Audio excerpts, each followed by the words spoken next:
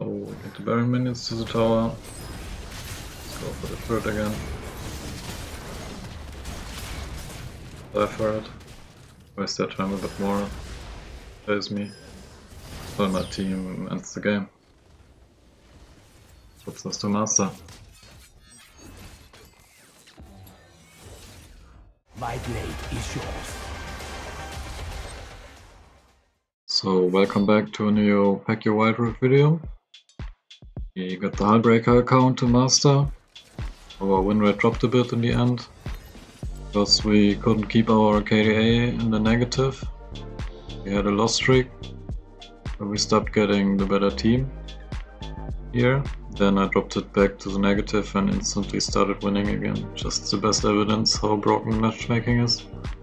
And the last games I actually swapped to the top lane. That will also be in the gameplay today, because it's just very hard to keep the KDA low as a jungler, because you sometimes have to fight for like Drake and Herald, and even just to get to turrets. So yeah, it's actually working better for me in the top lane lately.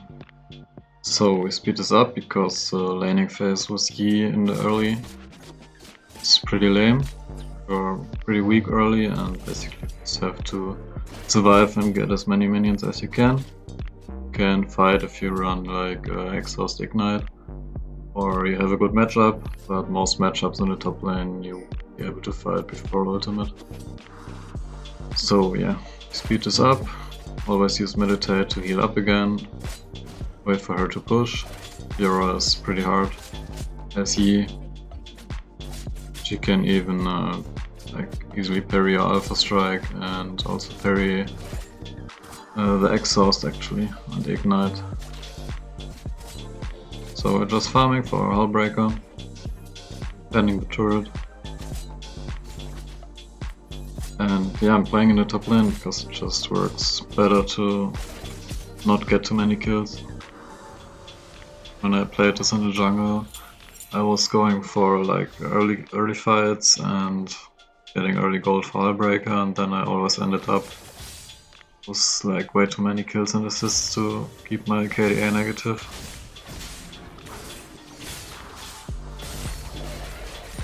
So with ultimate, you can see we win the fights actually, but she still has a healing planned. We take the one in the river and then go for the Herald, because I think we saw her going back. And that's also a big plus, like we can go for the Herald as a top laner. The junglers are fighting for Drake, and then your team gets both of them.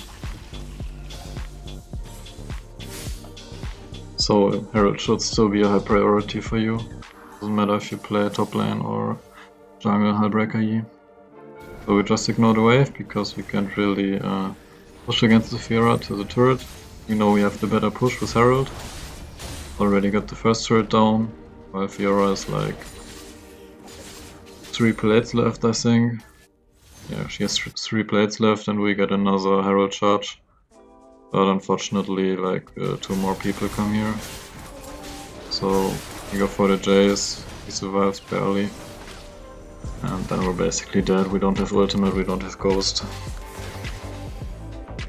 And we also don't mind dying, so... Then we bought our Hullbreaker. Went straight back to pushing. Fiora recalled.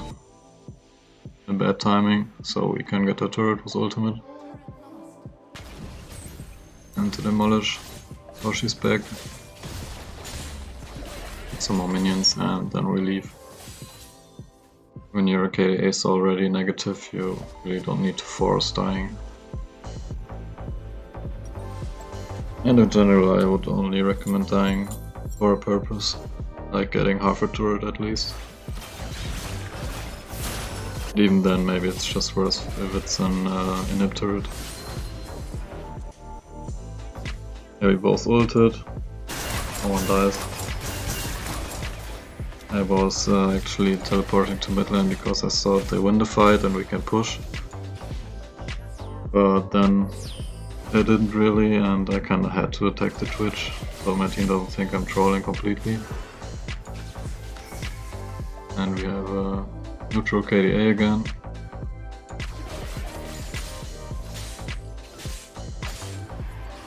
So I'm going for the next turret. We still have the exhaust.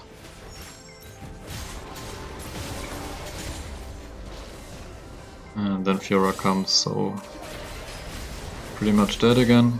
That's fine. Our KDA is negative again. It's way easy on the top lane. Like you can see, my team got the dragon in the meanwhile, while we distracted them and got a turret. Now we're looking for the next push. And I just go for their bot in the tower without minions. And we get half of it. And don't even give them gold for it, because the tower got us. Then we have an opportunity to push top lane, because my team is on Baron.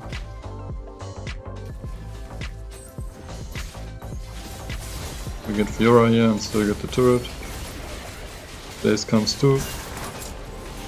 So my team had an easy time picking Baron up, and we also got an objective here. Well, our death probably gets like 200 or 150 gold. You don't reset, like if you don't get a kill again, you will get very low gold. So we ult again. Got the turret here at bot lane and get it barely, because we meditate one tower shot. I go on the Twitch, but I kinda just want him to wanted to stop him from killing the wave. Then my Seraphine overcommits to kill him, he dies. Nothing we can do there. And then I know I'm gonna die here again, but can get a lot of damage even though it's only like 4 auto attacks. So I decide to go for it. Get another 100 gold. And get half an inhib turret is fine for me. So I can kill the Twitch with exhaust. With all the split push you won't have like low gold and turret plating gold. You will still be able to 1v1 someone. Especially if it's a Twitch. He's pretty good to fight a Twitch. You can see he doesn't have CC.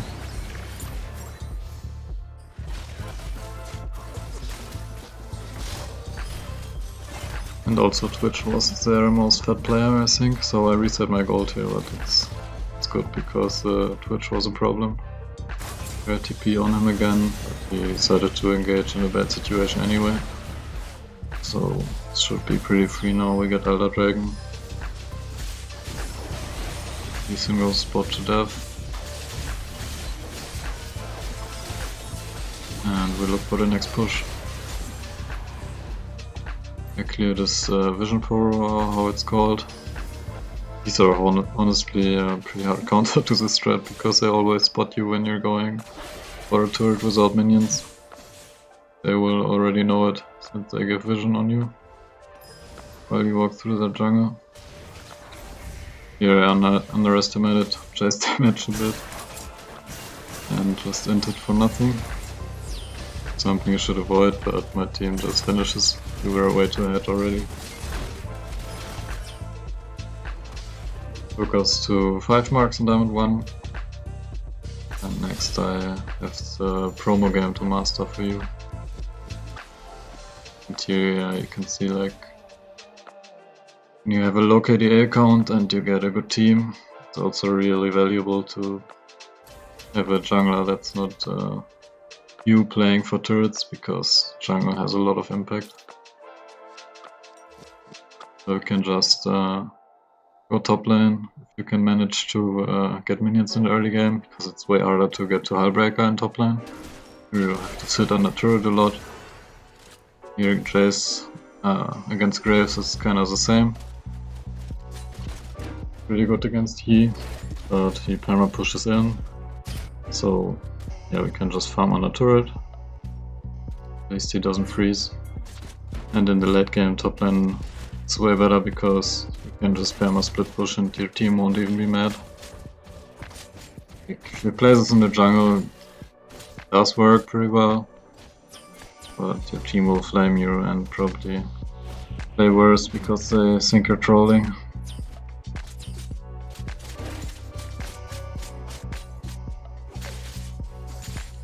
So I really don't know why I focused Graves here. I think my extras made me focus because I was just tapping the turret attack button. I just wanted to get some platings and then run out.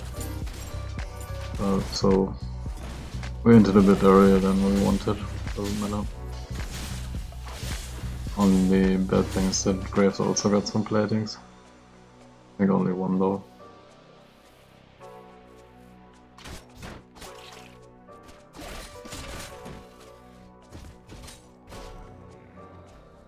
Then again, they're too fast to go for more turret damage. So we recall as well. He actually pushed faster than us already, but we will make up for it in the late game. Scale once we have Hullbreaker. So I see my Graves being at Herald, and I could go help, but then my KDA would go up. That I decide to just attack the turret to get him back here. And we also got a lot of plating gold.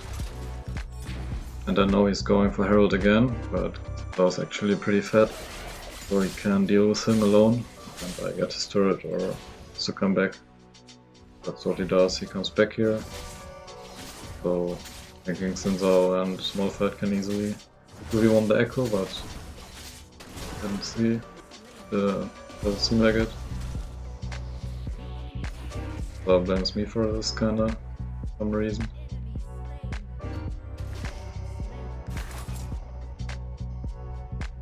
So I should really be able to 2v1 the echo. I think Sinzao had 4 kills at this point. Now he's really mad at me, even though my top lane wasn't like Graves wasn't there either, it was just a mid laner.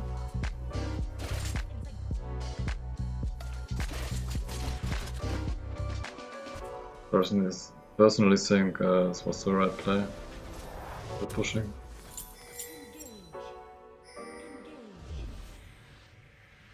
And especially with the strat, because yeah, you just need a negative KDA, and if you go help everyone, and then you don't get the good team. So here I was trying to fight the Graves. Watch the looks old. But the Graves is pretty strong against Yi. I think he gets like armor from his passive or something.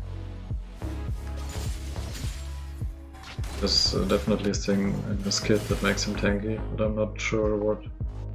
One of the champs I don't know very well. Yeah, I noticed the tower is focusing me, but I decide not to run out and go back again because I'm thinking I won't be able to get it in time without giving a kill to them. So I just let the tower kill me and the minions take it, and I don't give gold to an enemy.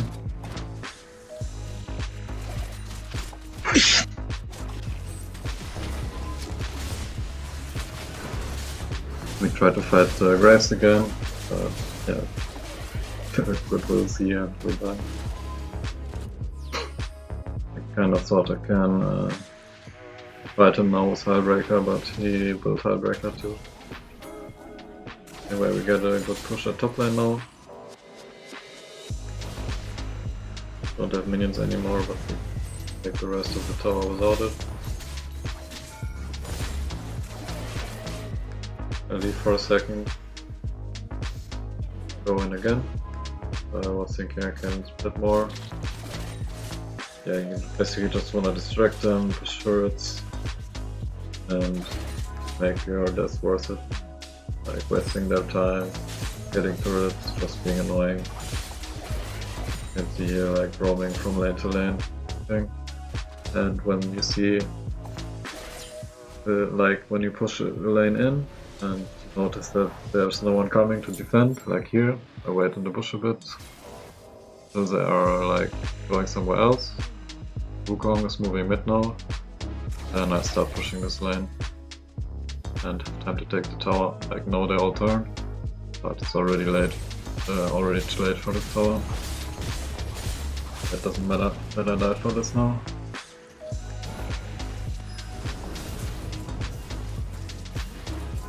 Then I walked into their base, so only Lux gets the kill and no one else gets an assist.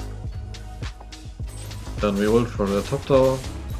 There's a minion wave. Already have that one now down as well.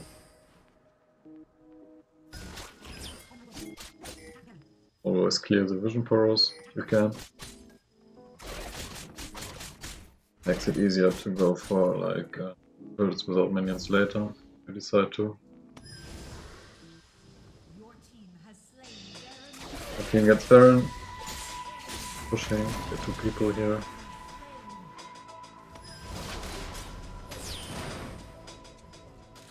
And then I just leave because there's nothing to get here really. So I'm just waiting a bit, keeping the Baron buff alive on the minions to waste their time hearing them.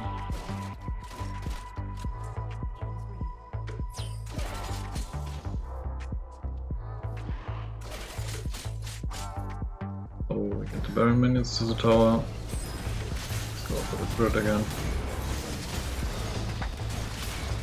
Die for it. Waste their time a bit more. Plays me. So my team ends the game. Puts us to master.